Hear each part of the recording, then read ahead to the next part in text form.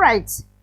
Dr. Ndoza Kaseera, I hand over to you. Okay. Otubulire leero otuleetedde kiki. Okay.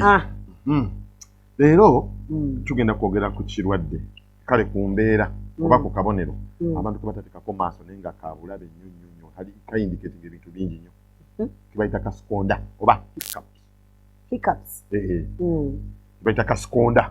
Kasikonda omumanyi? Akakasika.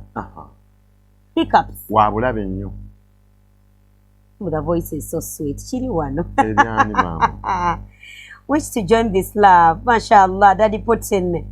I'm from Congo, Norway. Hey, my friend is not my friend. He's from Norway. From Norway? Yes. Okay. Congo stroke Norway. Alebika mu Congo nengali mu Norway. Yes. Okay, thank you. That is the number. Exactly. It is. All right. Thank you, Aisha Banks, for following me. 409 webale kujja. Mbiro John webale kujja. Senyondo kusanyukidde. Mwebale bananga bakyayingira mu nnyumba mwongere okubategeeza abalanti twatandise dda. Doctor, obadde ku kasikonda. Kasikonda. Hiccups. Hiccups.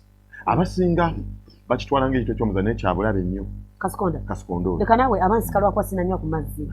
Era bwe nnywa ku mazzi mba musuubira okugenda. Kati waliwo kasikonda ajja n'agenda onaalwawo. Ng'oli bwe yagambako emabegako dadi waaba abadde ne kasikonda okumala emyaka 10. Oh, yes. Oba yali mwamyani yayogerako yali musiraamu yakyogerako ekyo.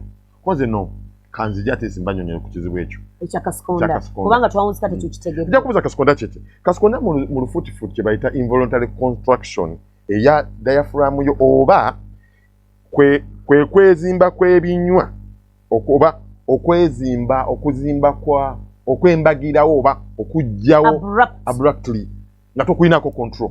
Okay. Ne kwawula ja kubuza diaphragm kiki ebinywa ebiri maaso wakati ebyawula olubuto n'ekifuba. Yes.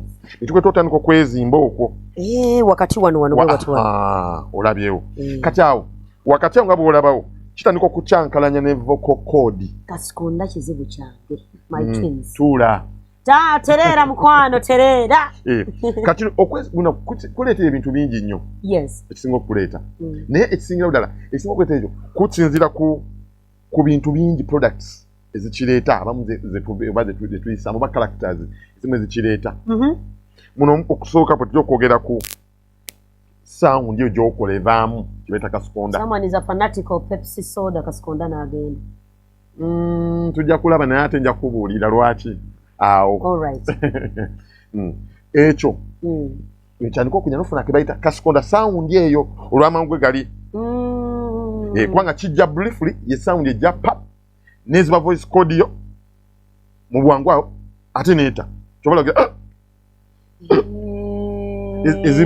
eziba vocal code awali kale vocal code awayita eddoboozi ebigundi byawo biyita eddoboozi ne closinga briefly pap neeta neta chovola bagira eya kibayita kasikonda eyo nayo nsonga gye tugwanye okweraliikirira. Nnyo. My friend died yesterday. By kasikonda. Mbiro agambye nti his friend died yesterday. Kasikonda ono kintu kyamaanyi nnyo bwe kityo. Ajja atya